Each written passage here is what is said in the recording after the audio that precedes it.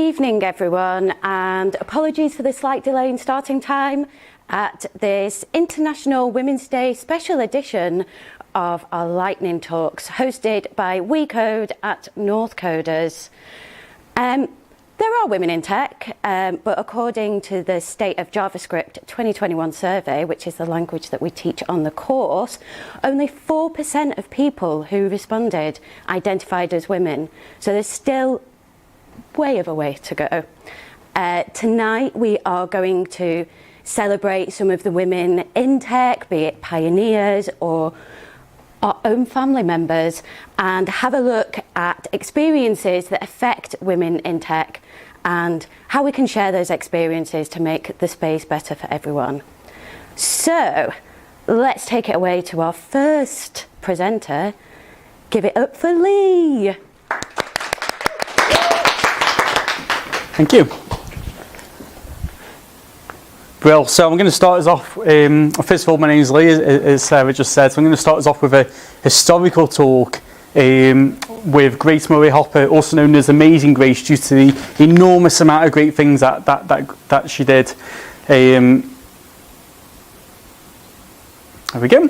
So Grace Murray Hopper, did loads of things in her life, but the thing most renowned for was being an American computer scientist. Ended an amazing career as a Navy Rear Admiral with 9 medals, including the Presidential Medal of Honor. Going back in her life a little bit, she was described as a very curious child, and at age 7 she dismantles loads of clocks, not alarm clocks, in the 1940s, clearly. Loads of clocks to work out how they work, and no surprise, her mother made sure that she only ever had one after that. She goes on to achieve a PhD in mathematics from Yale, one of the fewest females ever to embark on any doctoral program really in America at the time. And later on in life, after being a professor at Yale, tries to join the Navy during World War II, and was rejected for 2 main reasons. One, because she was 34 years old, and one, because her weight was not heavy enough for her height. So this is during World War II, so she really wants to help, and she finds another way, and she does that by joining the Navy Reserves, by supporting the war effort through computing and mathematical efforts. And one of the biggest things that she works on was the Harvard Mark I, and this is one of the pioneering machines at the time. One of Grace Murray Hopper's assignments was creating the firing tables for the weapons that were used in aircraft during World War II. But also she worked heavily on this computer, which really set the foundation for where we go with personal computers in the future. Eventually she retires in 1966 with the rank of commander, but then returns and re-retires 3 or 4 times before finally retiring in 1986 with the rank of rear admiral. Ends an amazing career as one of the few female admirals and one of the oldest active duty commissioned officers, age 79. And even at that point, she goes on to be a consultant for a number of businesses until the early 90s.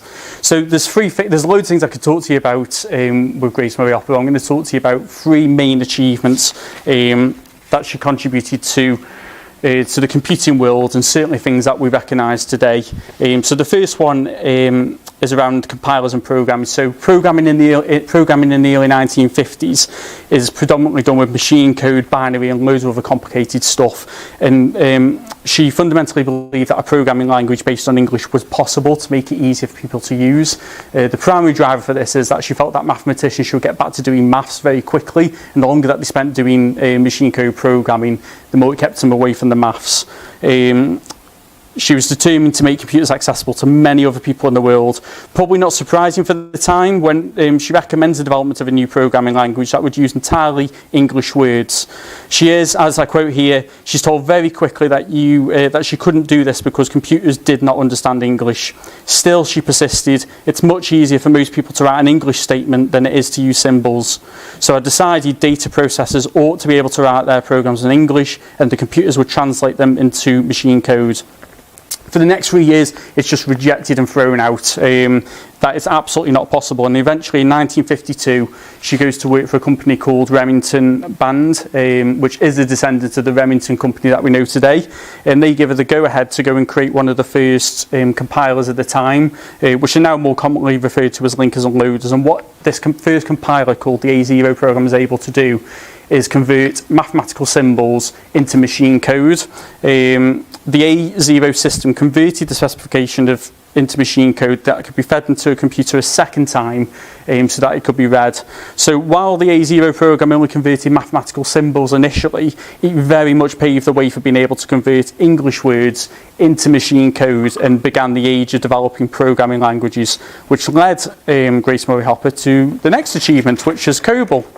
So in the spring of 1959, a two-day conference is underway with businesses, computer experts and governments to try and define a new common standardised language, and Grace Murray Hopper was one of the lead consultants on this project. And out came that was the COBOL language, which stands for Common Business Oriented Language, and this paved the way for successive languages which make it easier and more efficient to program.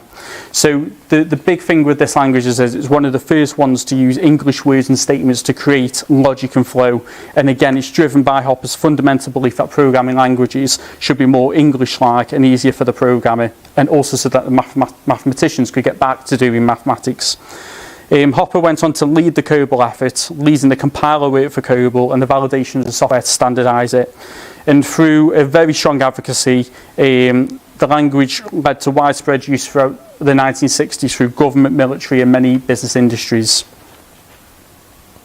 And I've just noticed it would help if I'd actually move my slides on. So just on this one then, you can see on the left-hand side that although it still looks rather primitive now, in the 1960s this was a revolution where we're using English words and statements to create logic flow. And just to really highlight how important this achievement was, COBOL is still a technology used deeply in mainframe computers, especially in the banking industry. And as you can see there, the demand for COBOL programmers remains high, but the skill level is very low, and starting salaries average at 40 to 50, and in America you're looking at six-figure salaries to be a COBOL programmer, just showing how important it still is today. And then the final achievement, probably the one we are most familiar with, is the bug. Probably best known, so Grace Murray Hopper is best known for coining the term computer bug. You may know the story, you may not, but if you don't, when working on the Mark II computers in 1947, the entire machine stopped. So these are massive machines which filled entire rooms. The Mark II was powered by 17,000 relays, and one of them shorted, and when they pulled out the printouts, as you can see in this picture, there's a moth which stopped it, and the moth ultimately is what's termed as the computer bug, which we absolutely know that we use today. And that's it. That's my talk on Grace Murray Hopper, an amazing woman who really led technologies that is still very much prominent and drove the way that we use tech and programming today. Thank you very much.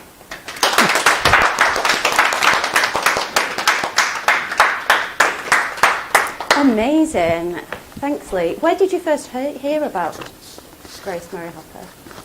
Oh, years ago. I've researched absolutely tons. Watched loads of YouTube videos that people should definitely watch, because she could command a room very well. Oh, great. I'll definitely watch those. Just to think all the high-level languages that we work in, and all the terms such as bug stemmed from this one really cool woman. Yeah. Yes, Grace. Cool. I don't know if anyone's watching, if anyone has any questions. I'll give the room a couple of minutes. Not minutes, seconds. But if not, we will next let Kev take the stage to talk about a woman in code who is very, very, very close to him. Come on, Kev.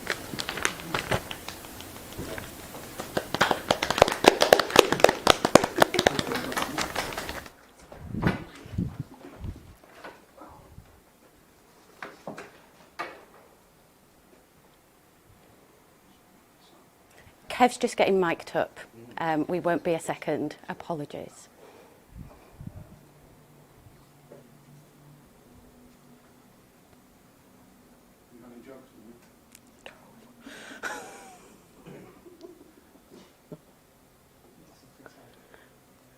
I only dance.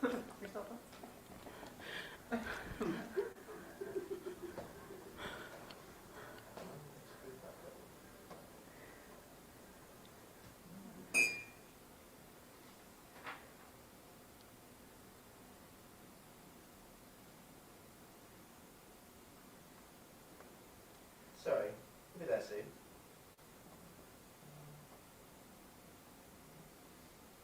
I'll give you control of that, please.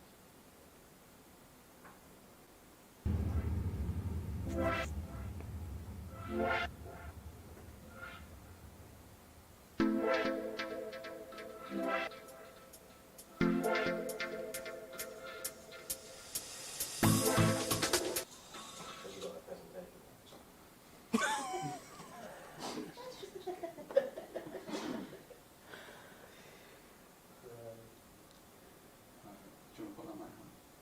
Is that right?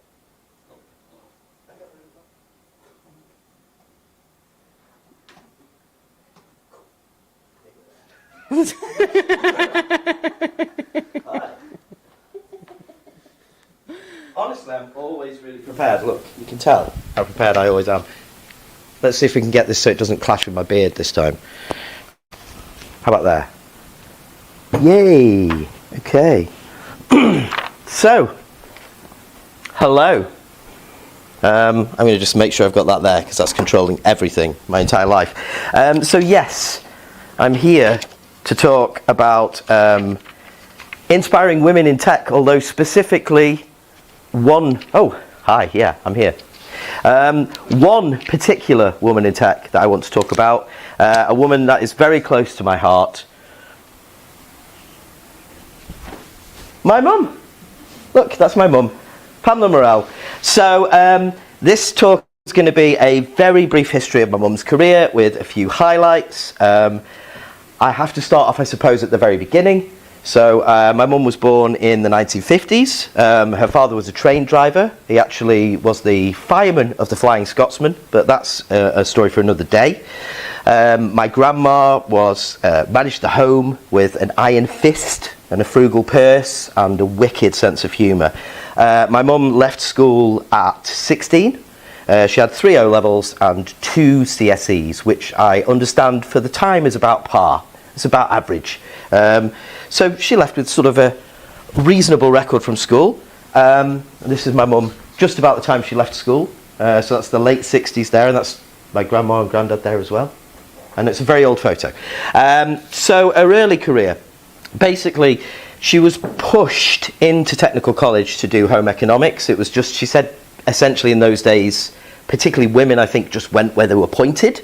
And she was pointed to technical college. Then she became a cook at Newnham Girls' College in Cambridge, and she met my dad, who was at Cambridge University at the time. After a year of being at Cambridge University, how can I put it, they kindly asked that my dad didn't return. I think the technical term is being sent down. So, yeah, I know. So both my parents left Cambridge at the time and they moved to Peterborough. Now, I don't know if you know about the times, but in those times, if you wanted to be in computer technology, you followed the companies that had the departments that were big enough. So my dad wanted to be what you would call a computer programmer in those days, and he applied for a job at this company, Perkins Diesel Engines. And my mum also applied for a job. She applied for a job in the photocopying room. And when she went for the job in the photocopying room, they said, why don't you apply for a job in the punch card room as well? So my mum applied for a job in the punch card room, got offered both, and decided that the punch card sounded more interesting than photocopying. So my mum and my dad, actually, both ended up working on this, the IBM 360.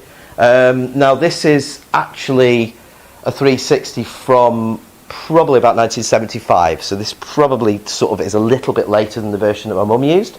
And basically the 360, just to give you a little rundown of the 360, came out in the mid-60s.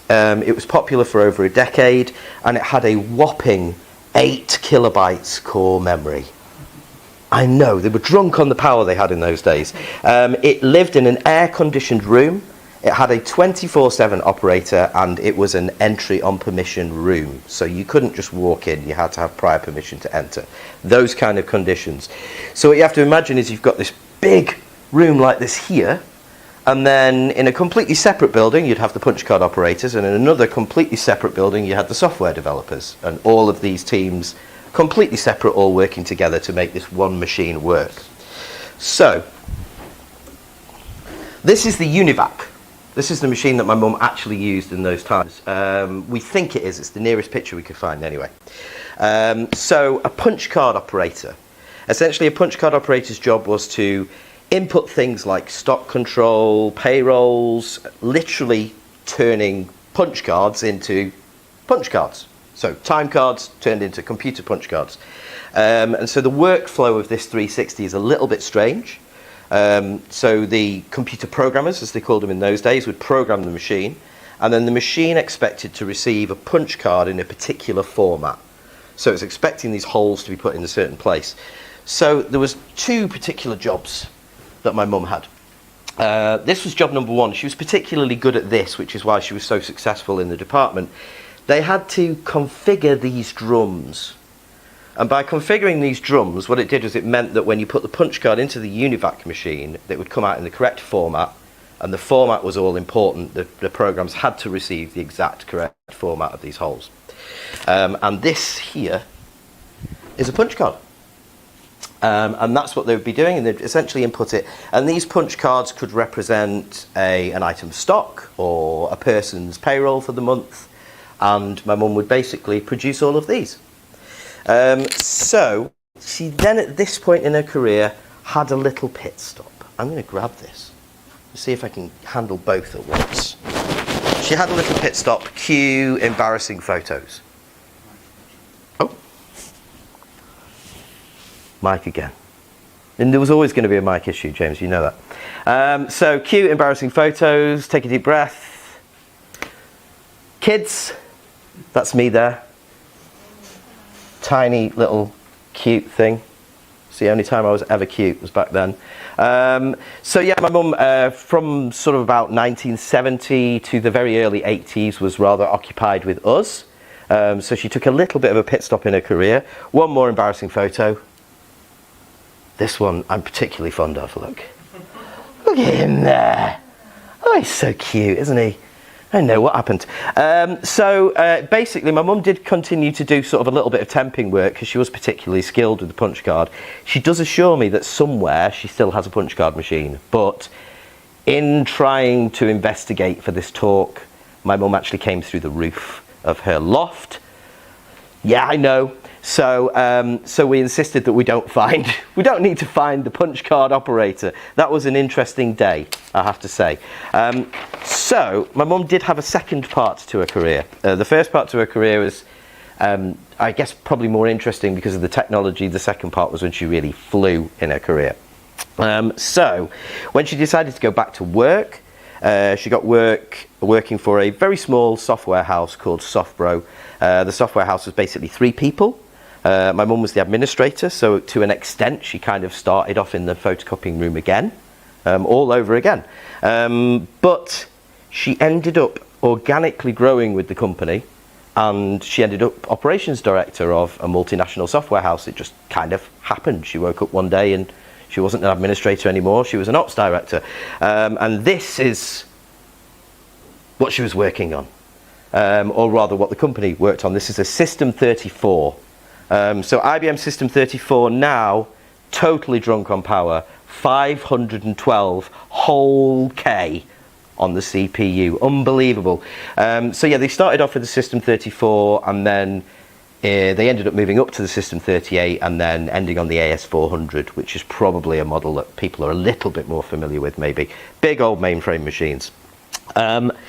So when I was talking to my mum about her career, there was one particular thing she was very keen on me highlighting. There was one thing that I could tell she was particularly proud of, and those were the exhibitions that they took part in at the time. So at the time, the Earl's Court Computer Exhibition was the big all singing, all dancing exhibition that everybody wanted to be part of. The company was still quite small at this time, and they decided that they wanted to be, oh, let's have a So my mum sat at her desk. This is my mum at about these times. And this is sort of like such a vivid memory for me and my mum, and you can see it's an early office because, look, it's got like the walls falling to pieces and everything. It's really early days. So my mum decided she was going to go around and have a look at these exhibitions and just sort of have a recce of them and see what they were like. And when she went around them, the thing that she sort of noted to me is that they were essentially just big branded boxes. So it was just sort of like a square stage with a computer screen, somebody sat in a suit at the computer screen, and maybe some branded screens with, you know, maybe the odd photo on, something like that. And the company that my mum was working for at the time definitely did not have the budget for one of these big stages. So one of my mum's massive skills, particularly in this role, was thinking outside of the box. So again, and turning, sort of making the most of every situation, I think, turning a weakness into a strength. So what she decided to do was, rather than have a really cheap version of this stage built, she decided to go for something completely different. Now, I don't know for certain that it's the first themed exhibition that ever happened. We don't know that, but we're pretty sure that it was the first time that anybody in the computer industry did themes with their exhibitions, because there was nobody else doing it at the time. And my mum decided to do a luncheon restaurant. So if you can imagine, everybody else has got these square stages with nothing going on. My mum's got these lovely big round tables with tablecloths on.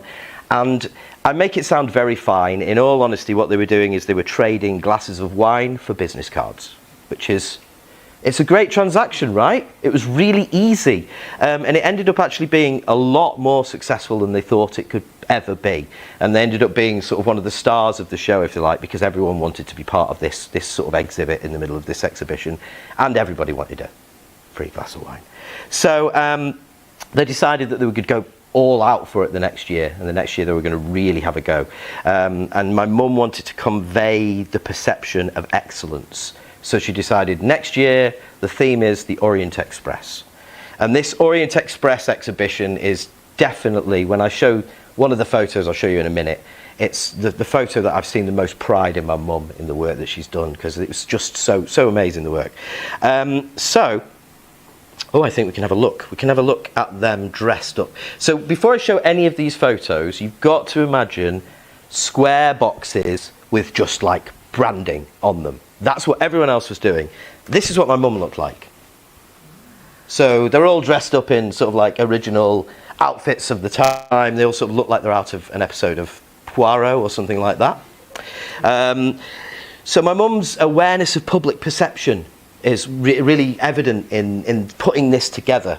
So behind my mum here is the marketing guy. I can't remember his name, so I'm going to refer to him as the marketing guy. Sorry, whoever you are. And he basically went to the Orient Express and brought back original benches from the Orient Express, and was really happy with himself, really delighted. I've got these original benches. And he put them in front of my mum, and my mum went, "Doesn't look like the Orient Express, that, does it?" And he said, well, but it is the Orient Express. And there was a programme on telly at the time called Love on the Orient Express. And my mum went, right, 15 million people are watching this show. That's what the Orient Express looks like, not that, I'm sorry. And so that awareness of public perception and being able to sort of think from other people's perspectives served her in very good stead. My mum can get blood out of a stone. She actually really can. The same marketing guy was charged by my mum with going and trying to get, hey, just go and try and get the chairs from Love on the Orient Express. Why not? The show's not commissioned anymore. Just give it a go. Called up, no joy whatsoever. My mum picks up the phone, makes a phone call, strikes up a relationship with the operator, gets redirected to Pinewood Studios, goes to Pinewood Studios in person, not only comes back with the exact chairs from the show, but also had a full tour of Pinewood Studios while she was there. That's what she's like. People just love her. And basically, if any of your colleagues, my colleagues, ever have a good time working with me, you can thank my mum for it. Really, you can. So, oh yeah. So, another thing to point out, again, just making the most of all the tools that she's got. Sorry, James, I'm walking out of shot, which is really annoying for you. These chairs here were sourced from the actual show from Pinewood Studios. These doilies here were made by my grandma. Use all the resources you have available to you. So, before I show this photo one more time, this is the photo that really makes my mum beam. So one more time, imagine plain boxes and imagine walking along and seeing that. And it's just amazing. It blows me away still looking at it. It really does. And my mum smiles so much when she sees this photo. It's really great. So one sort of final skill of my mum's before I sum up. Attention to details. These panels, I'm moving again, James. I'm moving. Slowly. Yeah, there we go. These panels here, they were actually sourced by sending the same marketing guy to France to take photos of the original panels from the Orient Express, and they were then transferred onto these panels. That level of attention to detail is just amazing. And he went to France because there were some available in England, but the colours didn't match the company colours as well as the ones in France. So he goes to France. Amazing.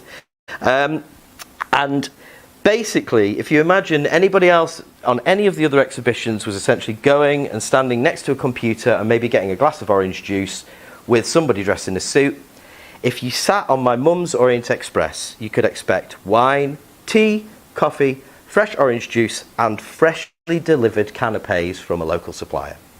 She absolutely blew them away. The next year they went, guess what? Everyone had a theme. Everyone had a theme. So as far as I'm concerned, she set the stall out for that. Now, to sum up my mum, I told her about all this talk and I showed her all these things I was going to talk about. And my mum turned to me and she said, but when are you going to talk about my achievements in tech? Like, that's not achievement. Like, coming from where she came from and doing everything that she did wasn't an achievement in tech. So, for my mum, I'm going to throw in a couple more. My mum was responsible for employing technical staff in the late 1980s and early 90s, and 25% of her technical staff were women. 25% in the late 80s. Unbelievable, really unbelievable. One senior figure at IBM once described my mum as a bridge in the gap of communication between technical and non-technical people, which in a modern context is huge and was massively undervalued there. So she was way, way, way ahead of her time. And then one final thing. 3 children, all working in technology. My brother's always worked in tech, worked for Microsoft for a while. My sister is a producer for Adobe, retrained and inspired me to retrain and get the job that I have now. So I hope that's enough for you, Mum. My mum, Pamela Morell.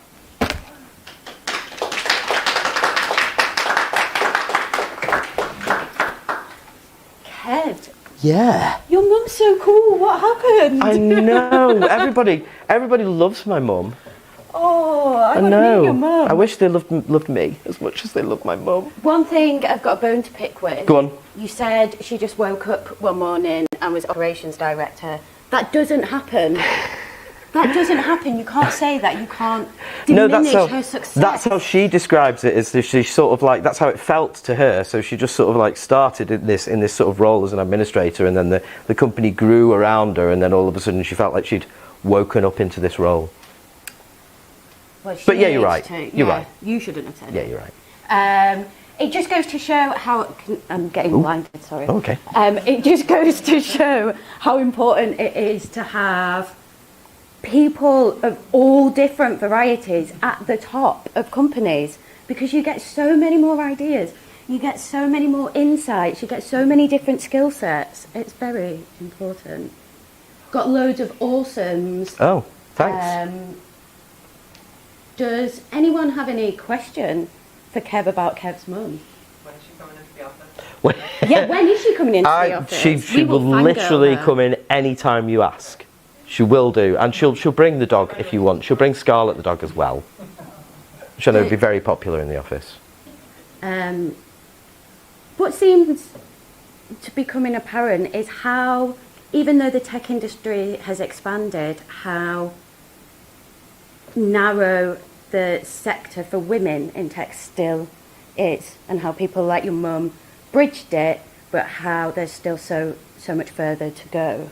I think one of the things, I talked about my mum turning sort of like making the most of every situation. So she did sort of mention, not a huge amount, she was very positive about her experience in tech, but she did mention sort of experiencing a little bit of prejudice. And every time she did it, she'd just use it to her own advantage. So my mum was the kind of person that would make a cup of tea for everyone, even though she was the operations director. And she used to do what she called playing the tea lady. So people would make assumptions of her because she was making the tea that, oh, this must be the tea lady. And she was actually the operations director. And what she'd do is she'd feed back all of this intel that she got, sort of, because you'll say anything in front of the tea lady, right? Or people would anyway. And so, yeah, she used to just turn all of those things to her advantage, I think. Yeah, and operations director / sleuth. Yeah. Love her. Can she have your job instead? Yeah, she okay, can. cool. Okay.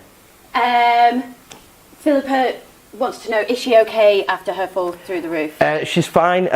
Apparently, it was like sliding slowly through the roof. That's how she described it, slowly through the roof. Well, it wasn't the roof, it was the ceiling. So, sliding slowly, I'm reading that as it was quite a bad fall, because this is the woman who woke up to be an operations director, so self-described. So she seems self-deprecating. Cool. Well, thanks, Kev. Thank you, Pam. More importantly, thank you, Pamela. Next up, we have Emily, who is going to tell us some more stories about some more inspirational women. Take it away. You've got a mic, right? I have a mic. I hope it's working. Perfect. Is it working? Am I live? Fantastic. Can I have my thing up? I should be sharing it. There I am. Hello. Welcome, everyone. My name's Emily. Today is actually International Trans Day of Visibility, so here I am, very visible. Thank you. I wanted to take this opportunity to have a look at someone who I believe really fought for that visibility, and also a stereotype some of you may not even know about. I am a trans woman, as you may have heard, and as you may have surmised from me being here, I'm also a software engineer. Now, from the outset, those not in the know seem quite unrelated. This is actually a very, very common vocation for trans women, so much so that we have our own subreddit with 8,000 users. Very large community, apparently. So it got me thinking, like, why is this so common? There must be something about it. Why are trans people drawn to tech, and what can we do to make them feel more comfortable here? So I don't want to fool you that I have mountains of data to be able to show you. Data doesn't exist, to be honest with you. So instead, I'm going to tell you a story. Here we go. This is Angelica Ross. Some of you may recognize her from her acting roles, such as Candy from Pose, Paige and Her Story, and Nurse Rita from American Horror Story in 1984. She wasn't always a triple threat, though. She has a story that is all too familiar for many, many queer people.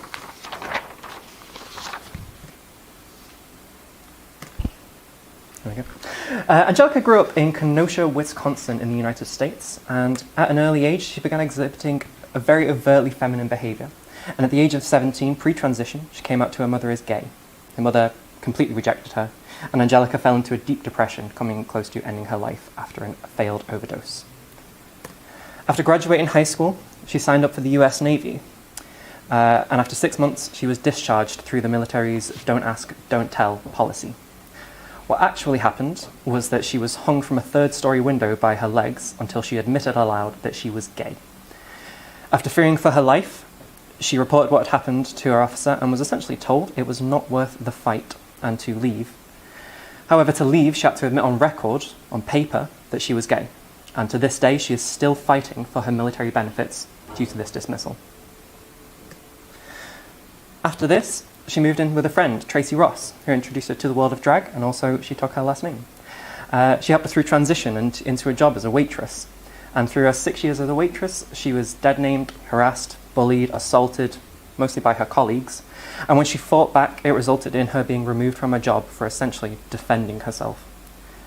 The manager told her, "We will give you any recommendation you want, but we do not want you here."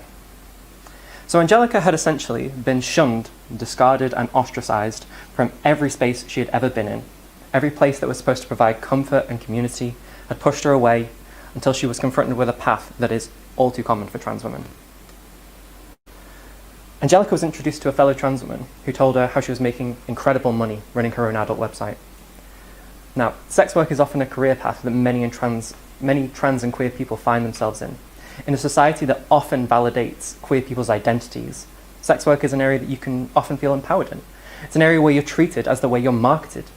So it can be extremely validating for people who are constantly mistreated, misgendered, and generally looked down upon. However, sex work is a dangerous vocation for those who take it. In 2021 alone, there were 375 recorded murders of trans people. 96% were either trans women or trans feminine, and 58% of those were sex workers. This is a trend that spans many, many years, and Angelica knew this, and she wanted a safer life. So Angelica began doing photo shoots and modelling for the websites for very good money. To try and increase her output, though, she learned photo editing software and quickly transitioned from modelling to designing the graphics and the pages of the website. In 2003, she left the industry and started a business called My Zen Studios, which was initially focused around photography and graphic design, and clients would mainly ask for photo retouching for their portfolios, and slowly Angelica began to see a new path form in front of her. She began taking online classes to learn HTML and CSS so she could expand her repertoire. And she moved to a freelance jobs website where she would consistently undercut everyone else just so she could build her portfolio. After her mother fell ill in 2011, she moved back to Wisconsin and was put onto a job opening at the social services organization. They were starting a program called the Trans Life Center, which is now known as Chicago House, whose primary focus was helping trans people get into employment. She was hired to be the employment coordinator in the service, but quickly realized that something was missing. Angelica would, for the large part, the organization was pushing trans people to go into service jobs, retail. Angelica had worked these jobs. She knew what they were like, she knew what the culture was like, she knew what these people would be expecting. So she decided to push for them to teach computer skills instead, a rapidly blossoming industry at the time with a deficit of workers. Unfortunately, again, Angelica's ideas were rejected. A stab in the back from another community that was supposed to support her and her ideas. After 2 years in the position, she decided it was time to take everything she had learned, everything she wanted to make, and create something that would change the community at large. So in 2014, Angelica officially created TransTech, a trans-led computer programming and web design training course. And the first sessions were held in her apartment living room with a handful of people around a dining table, teaching them Google Apps, Photoshop, just to help them build a base in the new technology. And from this tiny seed, word spread like wildfire. She began to get thousands of requests for chapters of TransTech to be created in cities all across the country. And this was clearly bigger than she realized. Angelica didn't even have an office yet. This idea clearly sparked something in the community and also clearly sparked something outside of it. That same year, Angelica was nominated for the Human Rights Campaign Visibility Award and gave a blistering 10-minute speech on the resilience and experience that trans people can bring to the table. She spoke about how even though she had received this highly respected award, she only had one corporate sponsor for TransTech. The Human Rights Campaign noticed this and quickly led to a partnership which they used their own resources to promote and market the program. They even gave her office space in Washington, D.C. at their own headquarters to help push it even further. And a year later, she opened up the very first TransTech training center in Chicago and made history. TransTech Social Enterprises has evolved from a handful of people in a living room learning Photoshop to now being one of the largest trans-led companies who focus on getting fellow trans and gender non-conforming people into a wide range of tech sectors, such as graphic design, app and web development, media production, social media management, data entry, and even offering their services out to other companies to run workshops and training sessions for an even wider range of services. Angelica Ross redefined the possibilities for many trans people. In an age where things looked as though they were never going to change, it may seem like a world away in 2014, but being trans was nowhere near as socially acceptable at the time. And as a result, the world was a much harder place to live in. People get into tech because they want to make the world better. They see the inevitable rise of technology built by the smartest people trying to make the world a better, safer place. And trans people have wanted nothing more than that. We know that change is coming, and for too long we've been made to sit on the sidelines while other people make up the rules for us. about where we should be and where we cannot. So in short, I believe so many trans women go into tech because that's where we need to be. We need to be somewhere we can control our narrative and be in the conversation that has been snatched from us over and over and over. And so I will leave you with a quote from Angelica Ross's blistering 10-minute speech. Nothing about us without us. Thank you.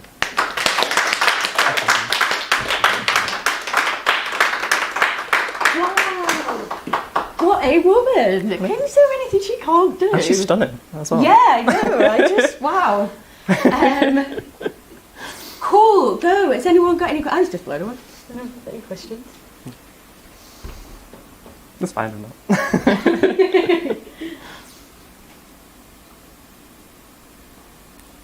No. I will leave then. Cool. Thank you. Thank you so much, Emily. What a woman. We've had women all the way from, throughout the history of computing, and we can see women throughout the history paving way, making change, forcing change to happen. Our next talk is going to be something a little bit different. It's going to be. Whoop. Joey just walked in front of the camera. Joey's going to give us a little talk about something that is rife within software development and engineering, but especially seems particularly rife within women and can be definitely a blocker for many women who have considered entering this industry and have chosen against it. So please, Joey, come to the floor. Make a proper entrance this time. Right, let me get my slides up. How do I? Fabulous, thank you, James. Hi, everybody. This talk is entitled Yet, Overcoming Imposter Syndrome in the Tech World. This tech talk, much like the Hunger Games movies, comes to you in 4 parts. The first part does involve some audience participation. So if you are watching from home, please get your hand up emoji ready. If you're here, get your hand ready. I'm going to be asking some questions to begin with. So, moving swiftly on to part 1. What's imposter syndrome? Raise your hand if you ever said this to yourself. I feel like I don't belong here. Absolutely. They only hired me because... Bleh. How about, I'm not an expert. Big same. I have no idea what I'm doing. They're all going to find out. Absolutely. It's only a matter of time before I get fired. Big same. This is imposter syndrome. That's exactly what people with imposter syndrome say to themselves. And believe it or not, 58% of tech employees experience this at some point in their career. Now, keep that number in mind, 58%, because that crosses both genders. Well, all genders, male and female, and everyone else included. Symptoms of imposter syndrome include the following: an inability to realistically assess your competence and skills, attributing your success to external factors. Oh no, that wasn't my success, that only happened because so-and-so did a thing, or such and such happened. Berating your performance, constantly talking yourself down. Fear that you won't live up to expectations. Overachieving. That's definitely a problem I've got. Sabotaging your own success. So getting towards, achieving the pinnacle of what it is you want to do, and then at the last minute, throwing it all away on some technicality or something. Self-doubt. Huge. And setting very challenging goals for yourself, and then being disappointed in yourself when you fall short, inevitably, as you always do. Imposter syndrome. 50% of women in tech report imposter syndrome as a frequent experience, and that's just the people who report it as a frequent experience. when we look at how many women experience it, maybe sometimes or only a little bit of a time, that number goes up to 89.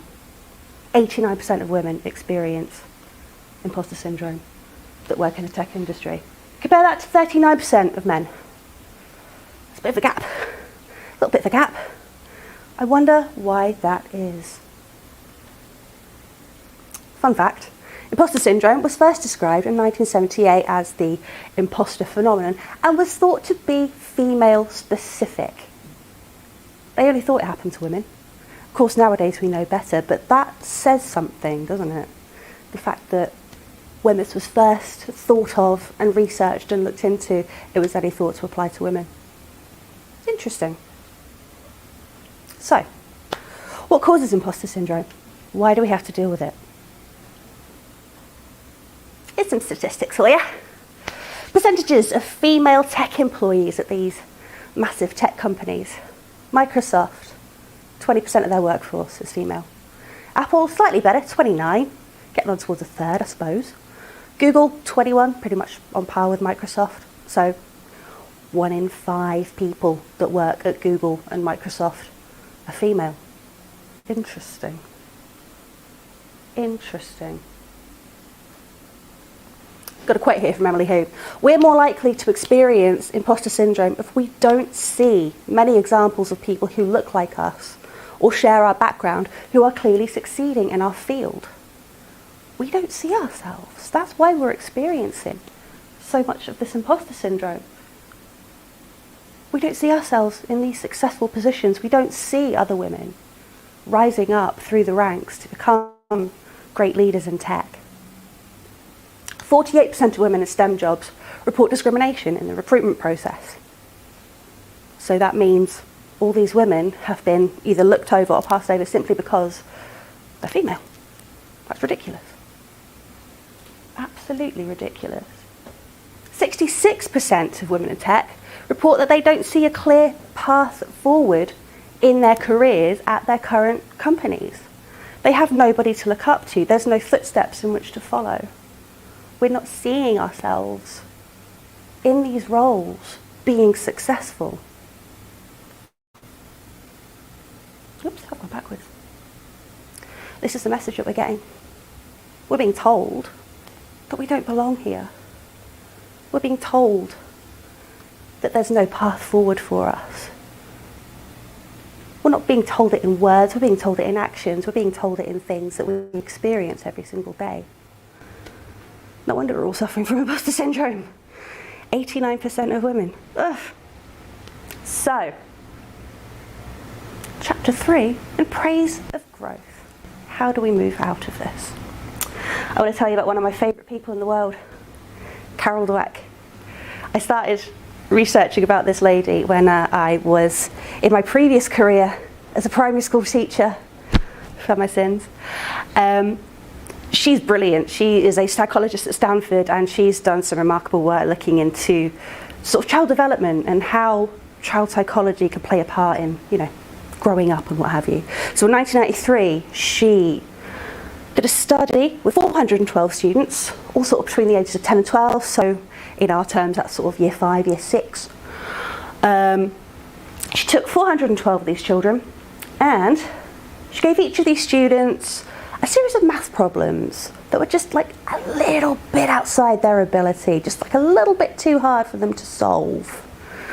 That wasn't the experiment though. The experiment was this bit. She split the group in two.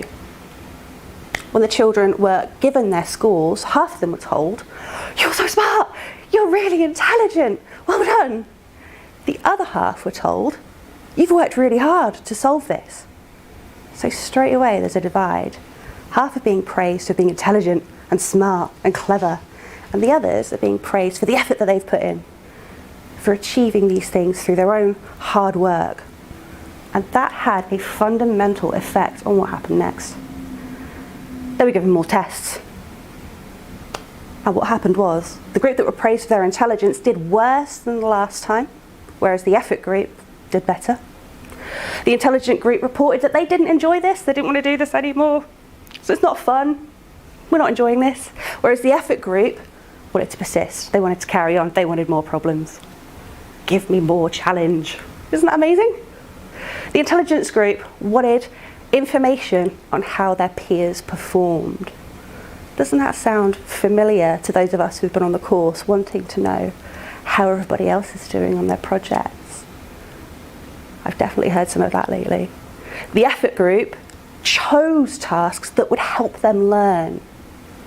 That's interesting. They're actually seeking out new challenge. The intelligence group were more likely to lie about how many problems they'd solved in the task. They were actually willing to beef up their own scores just so they'd look better. Whereas the effort group had a template of behaviour to follow. They knew what it was that they had to do in order to achieve, to rise to those challenges that they were seeking out by themselves. That's an incredible difference right there in just the words that have been used to praise what these children have done. So you end up with two groups. You end up with half the children in a fixed mindset. I can't do this, I'm not good enough. And you have half the children in growth mindset. I can't do this yet, but I will be able to. Fixed mindset only sees two things. It's very, very binary in a fixed mindset world. You either can do something or you can't do something. It's just those two. Growth mindset has a third zone in between. I can do this with help. And that's where we like students to be. That's where we want children to be, in that third zone in the middle. I can't do this by myself just now, but I can do it with help, and I'm going to rise to this challenge that I've been given. Super. So, now that we know what growth mindset is, how do we encourage growth mindset in each other and in ourselves? I really like this quote. Jamila Jamil, one of my favourite actresses. If you've not seen The Good Place, get on it, please do. My answer whenever I am asked about my imposter syndrome is to admit that I'm an imposter. And I treat it like I'm crashing a wedding. You're in now, have as much fun as possible, grab all the cake you can before someone throws you out. Lean in, make it a party. I love that quote, that's brilliant. Lean into that imposter syndrome. If you're feeling it, talk about it. And that's the first step to defeating it. Definitely. Love that quote. It's amazing. So, I put together a few ideas of how to overcome imposter syndrome. Start by embracing the challenge. Get yourself into that growth mindset. Start treating your setbacks as feedback. Failure is only directing you towards future success. Think of every failure and every mistake that you make as a signpost towards getting you to where you want to be. Do the difficult tasks. Yes, they're hard, but you're going to learn so much from them. It's great. It's a learning experience. You're going to come out so much better on the other side. Ask for help. And I've said this so many times over the past few weeks, but please just keep asking for help. It's not a sign of weakness. And people love to be asked for help. I know I do. I don't know about anybody else at home, but I certainly do. And feel the fear. It's scary not knowing stuff, and learning can be terrifying sometimes. But don't hide from it, don't run from it. Feel that fear. You've probably heard the saying, feel the fear and do it anyway. Feel the fear and do it anyway. What else have we got? This is one of the most important sayings that I've said to students on the course before. Comparison is the thief of joy, and that's all it is. Comparing yourself to other people doesn't do anything. It doesn't affect the person you're comparing themselves to. It just makes you miserable. And nobody needs that. Not at all. This little graphic of imposter syndrome that I found, I think explains it quite well. You kind of have this idea that you have this pocket of knowledge and everything you know is contained within this pocket of knowledge. But then everybody else knows everything else. And everybody else is so much smarter than you are, and you've only got your tiny pocket of knowledge. That's rubbish. It's absolute bobbins. Everybody has got pockets of knowledge. We've all got limited brain space, and that's fine. That's how our brains are designed. But the nice thing about our pockets of knowledge is that they all overlap each other. So you're going to know some things that your mate knows, and they're going to know some things that you know, but there's going to be tons that neither of you know. And that's how it all works. Everyone's got pockets. We all overlap each other. Nobody knows everything. Comparison is the thief of joy. Your friend's pace is not your pace. Everyone moves at different speeds. And it sounds kind of obvious when we say it like this. But so often we forget that we're not about keeping up with each other. We all grow and move at different speeds, and that's great, because that's what makes us human. That's what makes us diverse. Something else I want to talk about as well. This idea of the 10x developer was invented by tech bros in San Francisco or somewhere, I don't flipping know. It's absolute rubbish. There is no such thing as a 10x developer. It was literally created as a gatekeeping device to make these tech bros feel better about themselves and to put everybody else down. It's rubbish. It's absolute rubbish. Don't ever call yourself a 10x developer. Don't ever think that that is a goal that you should aspire to. It's not. It's rubbish. Instead, be kind to yourself. Look after yourself. Everyone has bad days. Goodness knows I have bad days all the time, and that's fine. Some days are really, really good, and I live for those days, but some days are bad and it feels like a slog, but powering through them makes you stronger. Definitely. Take breaks. I'm always saying this to people on the course as well. Just take breaks, rest your brain, and allow yourself to absorb things. The human brain is so much like us. You need to take that time just to soak everything in. That's fine. Don't treat learning as a race. Treat it as an experience. Stop with the mean self-talk. It's not nice. Be kind to yourself. Would your best friend talk to you that way? Don't think so. How would your best friend talk to you? Talk to yourself like that. Be your own best friend if you have to. It's all good. And again, feel the fear.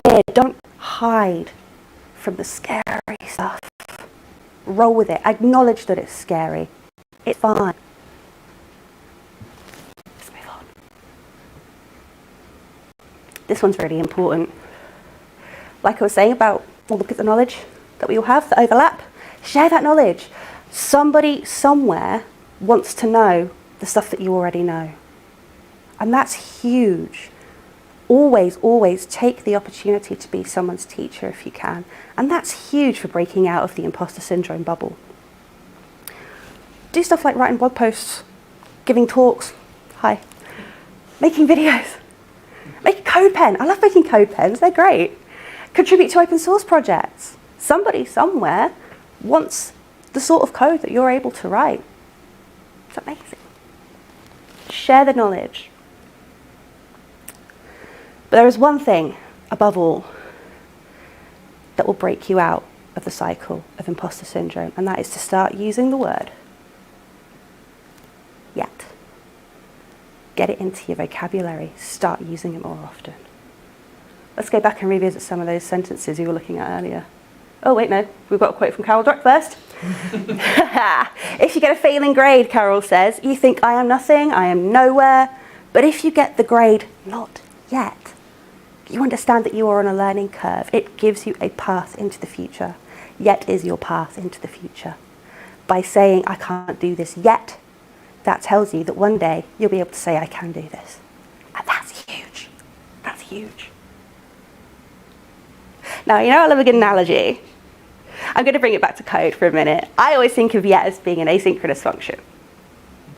Basically, we have to go away and fetch those skills, and that takes some time. But when we get the results back, we can apply those skills, and it's amazing. Yet is asynchronous.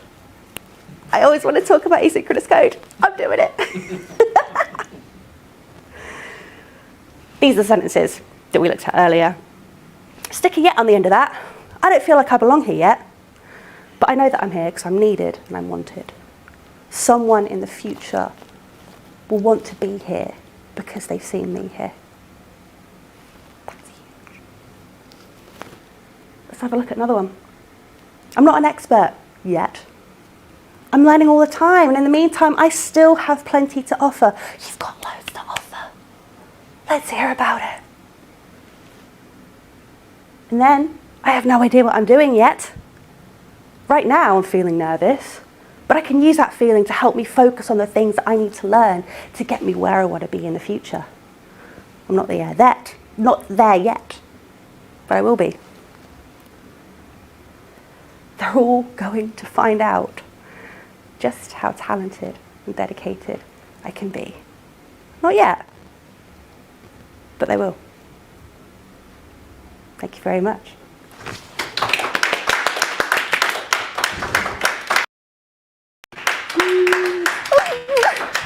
Thank you, Joey. I've got another question. Hands up. Who felt sick at the beginning of that because of how close to the bone it felt, but then felt better towards the end by just using the word yet? We just got to use the word yet. It's great. It's so powerful. So, anyone for any questions for that? Feel free. Just yet. I'm just going to say yet all the time. Yeah. Any questions yet? Any questions yet? Not see how yet. good that is. Maybe tomorrow. If you've got some tomorrow, Joey on Slack. Absolutely. Absolutely. So that rounds up our talks for our International Women's Day special month. Woo! This was the pep talk I needed this week, Joey, from us. Yes. So thank you for everyone who tuned in. Thank you for everyone in person. Thank you for everyone who made these talks. Really big round of applause for Kev, Emily, Joey and Lee. And yes, we still have a long way to go for that equality across the spectrum. But if we keep talking about it and we keep sharing our little pockets of knowledge, one day we'll get there. So thank you. We have been We Code at Northcoders, and I hope you have a lovely evening and you've had a lovely March. That was a weird way to sign off.